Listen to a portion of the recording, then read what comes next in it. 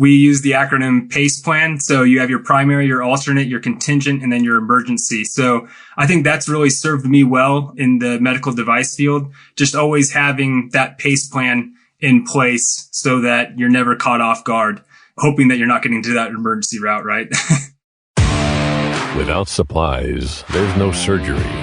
Without products, there's no patient care. Welcome to Power Supply, the healthcare supply chain podcast focused on helping you navigate the intricacies of logistics, purchasing, contracting, and supplier relationships.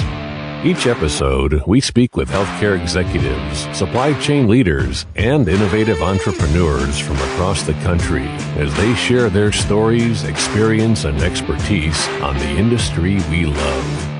From the loading dock to strategic sourcing, from buyers to the C-suite, and across the enterprise, we tackle the real-life issues impacting the healthcare supply chain. Whether you're tuning in for conversation or inspiration, we're glad you're here. You're just in time to hear it from the source and stock up on insight. So sit back and plug into Power Supply. This week on Power Supply, we speak with Greg Van Dyne, Regional Account Executive with Wound Vision. And the title of this episode is There's No Substitute for Experience. But Gary, this gentleman we're speaking with today sure has a whole lot of experience to bring to the table. Yeah, Greg, first and foremost, we want to thank him for his service and his dedication to being in the Green Berets and his clinical experience, true clinical experience in the field, and how he brings that to the table. I mean, what a respect, what an opportunity to bring both the clinical and the sales piece in one fold and get that recognition and credibility that you need, as we all know, in the OR or anybody else you're talking to. So looking forward to hearing him and his experience. A young guy coming in the field. I'm really curious to see where his future is. He's got a bright one ahead of him. So looking forward to it today. Yeah, and we'll be talking a lot about social media and networking. We're going to be right back after a short break with Greg Van Dyne, Regional Account Executive with Wound Vision. I'm Hayes Walder. This is Gary Skinner. And I'm Justin Poulin. A production of 17 Studios. You're listening to Power Supply.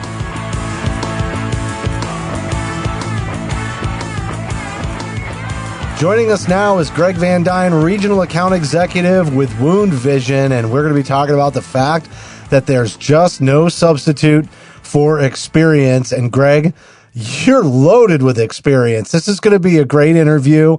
We're going to talk a little bit about your story. We're going to talk about your experience with getting an MBA and how you feel like that's impacted your career since graduating. But even before that, you were a Green Beret and a medical sergeant. So we're going to dive into all of that here in just a minute. Thanks so much for coming on the show. Yeah, happy to be here. Thanks for having me on. I've been pumped for this interview, so thank you. Well, Greg, first of all, I would echo what we said off air, was say thank you so much for your service. That's incredible. We appreciate it. And then the other thing I would just ask, and I always like to ask just a little something off center here, but obviously you've been there, you've done that as far as the military. What is your favorite military movie you've ever seen? Oh boy. I'm just going to give a shout out to the Green Berets because we don't have any movies out there. The SEALs like to make them. So I'm just going to go with 12 Strong to keep it in the family and give us some notoriety there. 12 Strong. All right. I like that. That's good. That's good. All right. That's a good start. Yep. Great movie. So Greg, why don't you talk a little bit about your background? Like, why did you go into the armed services? Like, what motivated you? And then how did you wind up becoming a Green Beret and a medical sergeant? I love your background. You have all these little elements of healthcare woven into so many other diverse experiences. Yeah, so the military has always been something that intrigued me. I don't come from a military family, don't come from a military area. Seattle's not a very military friendly spot, but somehow I always gravitated towards the military. So graduated from the University of Washington and then started working at Swedish Medical Center up there, which is a hospital that I had volunteered at. And I met a couple of PAs and they really turned me on to the Green Beret medic pipeline and how you can go basically from the street straight into the Special Forces pipeline. So that's what I ended up doing. I spoke with a couple of those PAs and they really sent me down that direction. And really, I didn't look back from there. I signed up and headed down all that training that goes along with trying to become a Green Beret. So a pretty rigorous course. Why don't we talk about that training a little bit more, especially as it relates to that medical sergeant aspect? I mean, I'm imagining that you had pretty extensive experience in some pretty less than ideal circumstances with that training. Was it a lot of it based around trauma? Yeah, so most of our training is centered around trauma. We do a 9-month course that's called the Special Operations Combat Medic course. That's the most intensive part of our training. We finished that up with a rotation up in either Flint, Michigan or down in Tampa. So a lot of our experience is trauma based. That's what we see a lot when we're out in the field. I did my deployments to Afghanistan. So, it's obviously got into some hairy situations there where you're treating trauma casualties. But besides that, we also do the Special Forces Medical Sergeant course, which is a 4-month intensive course on laboratory skills. There's a surgical anesthesia and resuscitation block. And so we get a lot of good hands-on skills there that really apply more to the nursing realm. And how long did you serve? 9 years. So I was training or operating as a Green Beret. I wanted to ask you just a little bit of question, and you don't have to go into a lot of detail, but a baseball guy I played for, Ed Chef, back in the day, talked about mental toughness and intestinal fortitude as 2 words he always used, and beat you down for a NAI national championship to really make you compete at the top level, which obviously that is about the bottom of the ocean compared to where you were at, Greg. But really, how in your mind, from a mental toughness standpoint, did you separate yourself with the task at hand? You're talking to us right now, all of a sudden, man, you're in the field, you're taking care of patients, it's mission, you're taking care of patients. How do you turn that off and on, and how would you do that? Just focusing on the task. Yeah, so I'm not sure if you guys are familiar with Trevor Moawad. He's a mental coach for the NFL and in collegiate sports. He has a book that's called It Takes What It Takes, and it's all about neutral thinking. And that's really the type of thinking that I subscribe to. It's not always thinking positive. It's about trying to keep the negative thoughts out of your mind and really focusing on what you have to do, what the task is at hand, and trying to take the externalities and the environment out of it.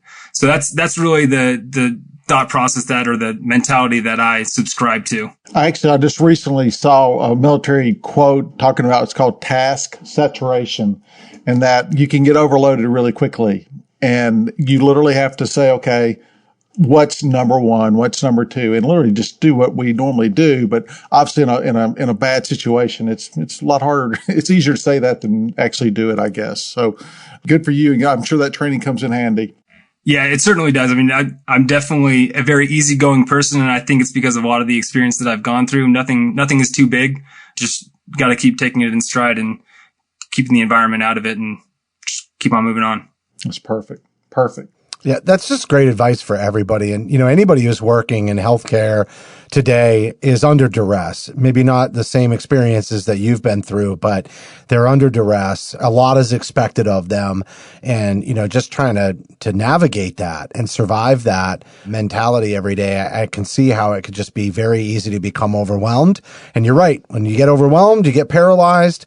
And then all of a sudden the wheels really come off. I wanted to talk a little bit about, and first off, thank you for your service. I don't think we've said that yet, but you gave us a good 9 years to this country. So I just want to acknowledge that. And when you get done with that, then you're like, okay, what am I going to do now? And it's interesting because you have this experience, as a medical sergeant. So were you logically thinking, I'm going to do healthcare coming out of here?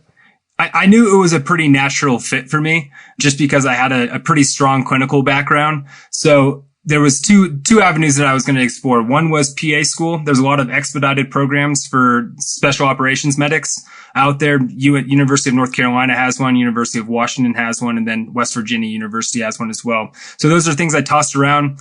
I had 2 kids at the time, and going back to school and not working really wasn't an option for me. Wanted to get right into the workforce. So medical device sales was really the logical next step, and that's where I've really fallen in love with that industry. Greg, in this world right now of what we're accustomed to is the diversity of supplies, and obviously Power Supply. We talk about all the different products, services, all the back orders, all the issues, OTO, all the things we cannot get.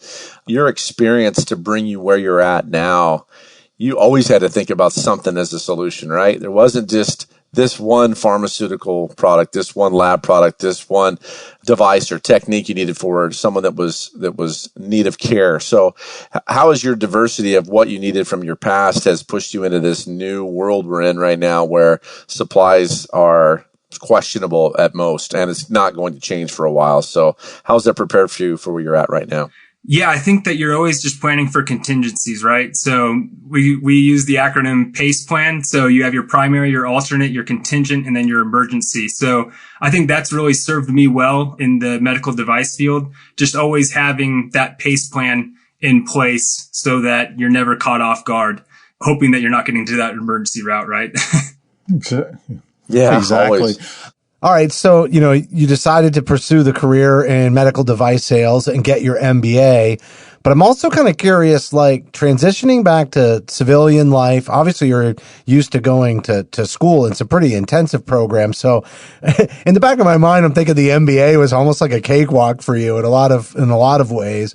But I'm not so sure that returning to civilian life and then trying to establish yourself inside of a medical device sales career was nearly as easy as maybe the schooling. Yeah, the schooling presented its own challenges because I think my wife probably took the brunt of it because we had two young ones running around. But the transition to the civilian world was, and it is for a lot of service members, it's a tough process. You go 9 years for me and you're really doing something that's very selfless. Then you transition over into the civilian world and you're really trying to find that next purpose. So that's one challenge. And in the medical device field in particular, you go from being a Green Beret and being sort of the tip of the spear, and then you go into an OR and now you're a nobody. So it was definitely a little bit of a getting used to, for sure. Checking the ego and putting that at the door before you go into the OR.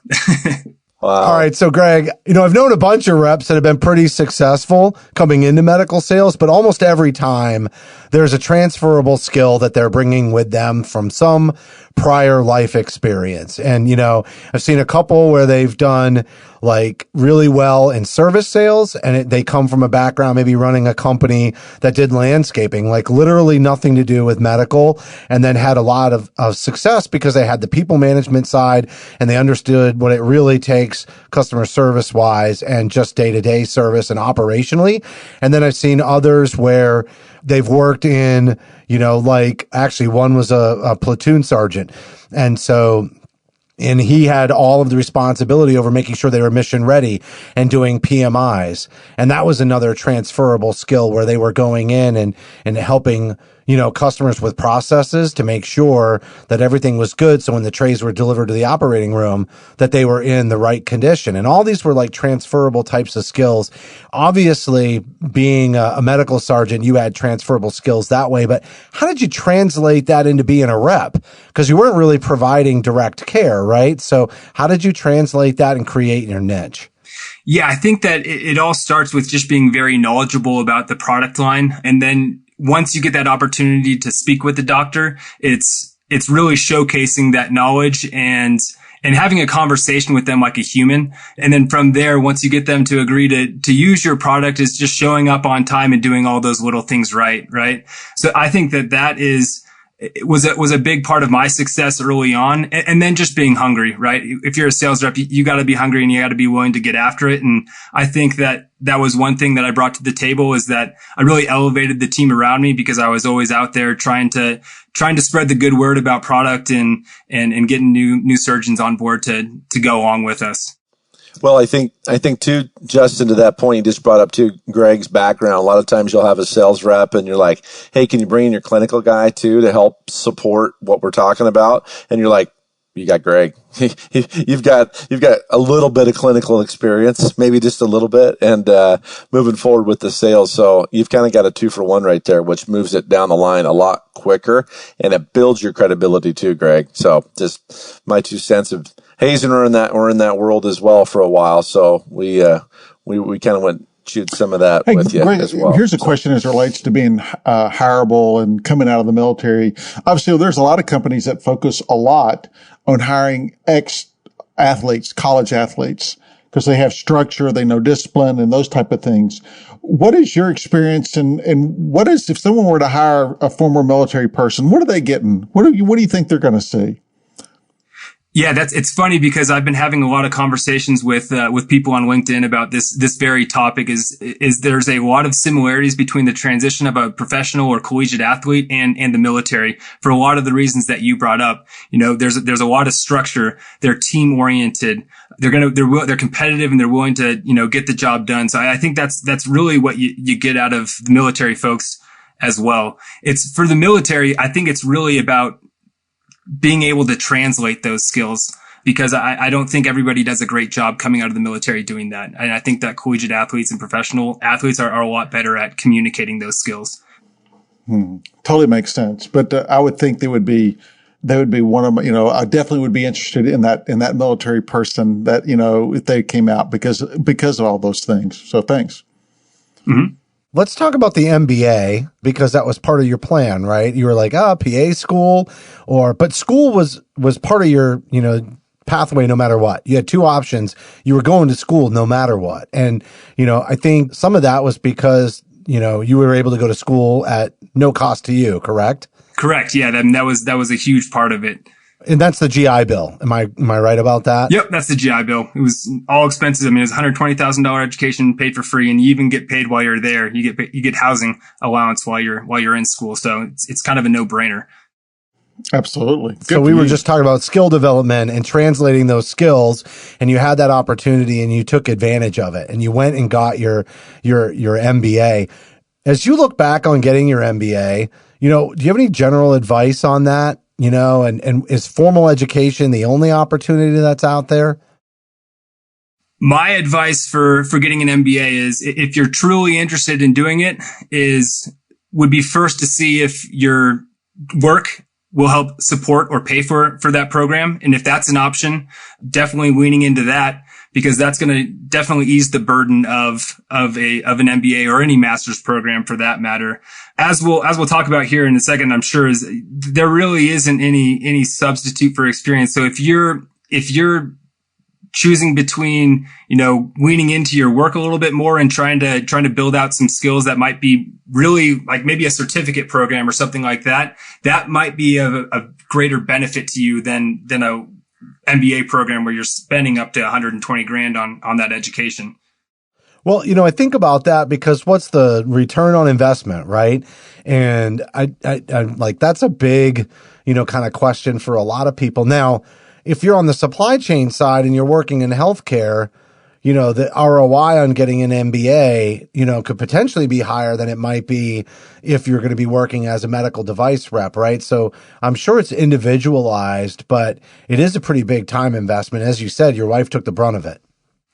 Yeah, absolutely. She definitely took the brunt of it. A lot of long nights studying and her left with the kids to put them to bed. And it was a challenging age because we had 2 under 2 at the time. So I definitely put probably too much on her plate, to be honest with you. For me, I mean, again, it was a no brainer. And that's why I really decided to pursue it. Well, hey, Greg, you gave a shout out to the Green Berets earlier. Why don't you give a shout out to where you went to and got your grad degree? Yes, I went to the Keenan Flagler Business School over at University of North Carolina. Okay. So yeah, big shout out to them. It's a great program. MBA. So I did the online program, MBA at UNC. It really is top notch. There's a ton of great opportunities there. I think a lot of it comes down to networking as well. So you have the support of that network now just by being affiliated with that institution. So there is something to be said about the network that you build as well. I couldn't get in there, so I ended up at UT, so Tennessee. So Well, Greg, I think you just set it up really nicely, the networking, right? And you said there's no substitute for experience, but networking is where we share our experiences. It's how we learn from each other. And ultimately, you could learn a lot of things in an MBA program that you never really bring to the table or put into use, right? When you get into a certain role with an organization. And that's because it's got to be a generalized education. They're not always specific to an industry or a type of role that you might, use that degree for. But the experience is key and the network is key. And you also just talked about the network that was UNC. And so another great network, and part of the reason that we connected with you, is social media and LinkedIn primarily. You've done such a phenomenal job at just building, an audience on social media. And one of the things that we're really trying to do here at Power Supply is cultivate a culture on social media and really push forward that network for supply chain professionals, right? And we can't do it on our own. Arms working on it. They can't do it on their own. Like, we all as an industry have to really push this forward, but there's so many benefits to driving a community and engagement on social media. And so for you personally, I'd like to hear your story of how social media has benefited you, and then maybe we could talk about, why suppliers out there should get more involved and people working in healthcare positions as well. So I have learned more on LinkedIn about the medical device industry than an MBA could have ever taught me. There's just so much value and so much information being put out on LinkedIn that if you follow the right people, you are literally getting a glimpse into the future of the medical device world. And the same goes for supply chain, following this podcast, following other people in supply chain that post frequently. It's so important that it's the next practices, not the best practices, but the next practices are being put out on LinkedIn. I agree totally with that, Greg. I mean, if you dig in and kind of look for the right people, you can learn a lot. And most people that I have found on LinkedIn, if you just reach out and with a quick message, they're more than happy to talk and chat. So I applaud you, and you have a great content. I enjoy your watching or reading your post. Too, Greg, one of the things that I struggle, and I think some of our listeners do too, is you've got over 4,000 followers on LinkedIn right now. How do you decide when to comment, when to post? I mean, there's got to be a strategy, but how do you figure it out? I mean, Hayes has got it all figured out. Hayes always has it figured out, and he could probably give us the process right now. Hayes, we love you, brother. We know we love you, but let's let Greg do this. Greg, what are your thoughts? What are your thoughts on those and those listeners out there? What's your thoughts on how to do that? Yeah, and I've been there too. I've started and stopped LinkedIn probably 2 or 3 times since I've been on there. I think probably 90 days ago I had less than 2,000 followers, and I've really just dedicated myself to, if you don't feel comfortable posting, then just start commenting. Just find stuff that you're interested in, start commenting on it. Or if you're not comfortable commenting, just start following the people that are putting out the content that you're interested in, and slowly build from there. Once you feel comfortable commenting, start commenting. And then once you feel comfortable posting, then you start posting once a week, twice a week, and really just build from there. The absolute worst thing that can happen on LinkedIn for someone that has good intentions is that your post flops or your comment, or you get no engagement on your comment. That's the worst thing that happens. Gary, what's that like? Do you have a? No, I feel good about it because I actually did it, and it's a self-worth builder. I'm not really looking for any reciprocity. I just want to give, and if someone does the comment, I mean, I feel good I gave it. So it's really quiet out here in Idaho. So I mean, just to talk to people with a street light, it's a big deal. So, anyways, Hayes, thanks, buddy. Well, especially when nobody was traveling. But Gary, I like your answer because I was going there with Hayes, and then he kind of he did, he made it funny. But I think Greg, the biggest thing is you're not doing it to build your self-worth, right? Like, that's got to be the key. If you're going into engaging on social media, to become a big, sort of star, so to speak, that's the ones that are going to flop more than others, to be honest with you. You've got to be providing, value to the audience. And that's why, like you said, information, you've learned so much. You're selecting who you're following because they're teaching you, they're helping you with your personal growth. And I think that's such a key part of how to approach social media, whether you're a consumer of the content or you're going to get involved and get engaged. But honestly, just getting your experiences out there on social media so that other people can learn, and you're giving by sharing your experiences. Obviously, if you're working on the healthcare side, or really no matter what side, you got to be careful, that you're sharing like information about your organization or your employer. But talking about the things that you've run into and how you've gone through to creatively solve situations, or how you maintain an attitude that's positive and constructive at a time when you're down.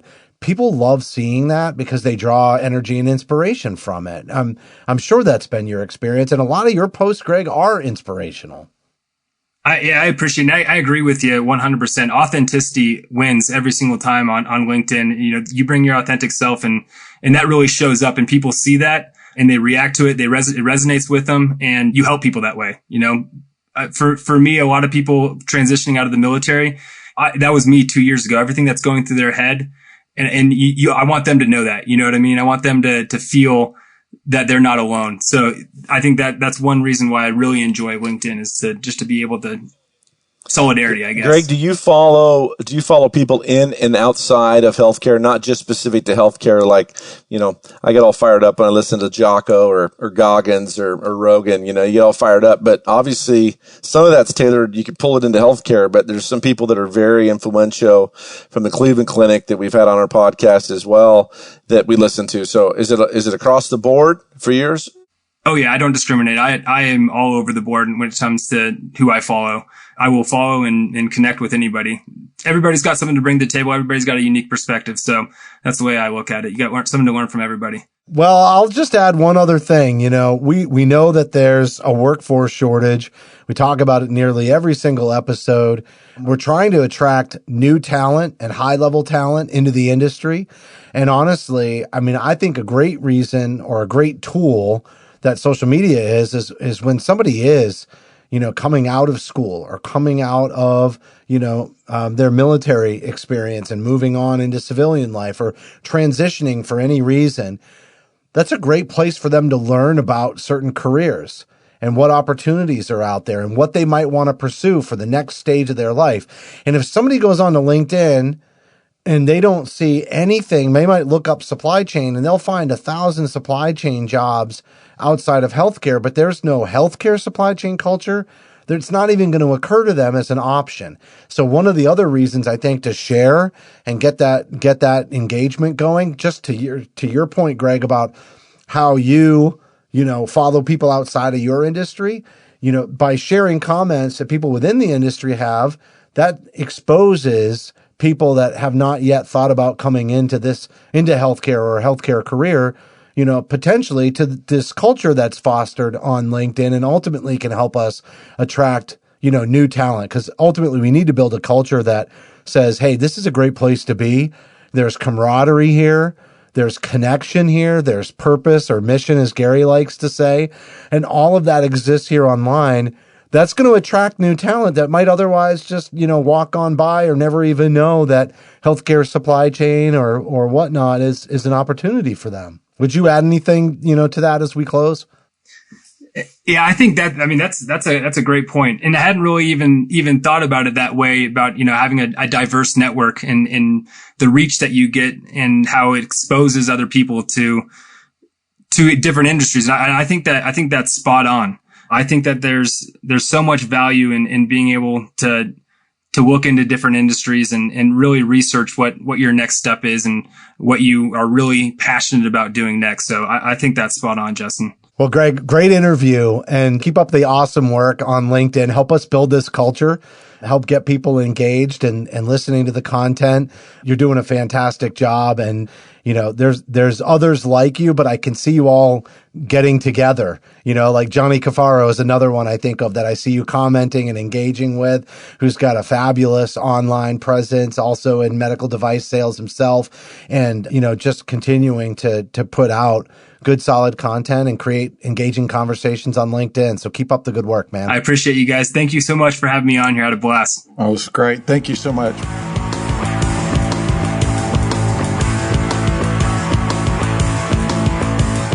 That was Greg Van Dyne, Regional Account Executive with Wound Vision. And we're talking about experience, but also social media and networking today, Hayes. And I know you know a thing or two as Gary mentioned during the interview about social media and networking. You've built quite a network over the years. I feel like Greg is just getting started, but already has a strong presence on LinkedIn. But I loved hearing about his experience coming out of the military, having some medic experience, and then which way am I going to go? Gets his MBA, but still values the experience, the on-job experience, what he's learned from social media, above all else in terms of how he's approached his medical device career. And I would agree with that, Justin. And what's kind of neat is he's not doing it just to be seen. He's doing it for the whole opportunity of learning. And I think that's what's the whole value of social media. If you do it right, you get to meet and grow your network, and you obviously can learn a lot. And he clearly is a great example of that. Yep. A couple of great tips there. Just start by commenting or sharing posts like the episodes here on Power Supply to get the conversation going. But let's all build a culture together. That's going to do it for this week's show. But as a reminder, you can help support Power Supply by subscribing on Apple, Amazon, or Google Podcasts. You can also find us on Stitcher, iHeartRadio, Spotify, or on your favorite podcast application. We've also got bonus content for certain episodes, but you can't access it unless you download our smartphone app for iPhone or Android. And while you're there, we would love a rating and a review because your feedback is important here to all of us at the show. And if you do have some recommendations for future topics or guests, or maybe you'd like to come on and do an interview with us yourself, just send an email to info@powersupplymedia.net. On behalf of Hayes, Gary, and myself, thanks for listening to this week's episode of Power Supply.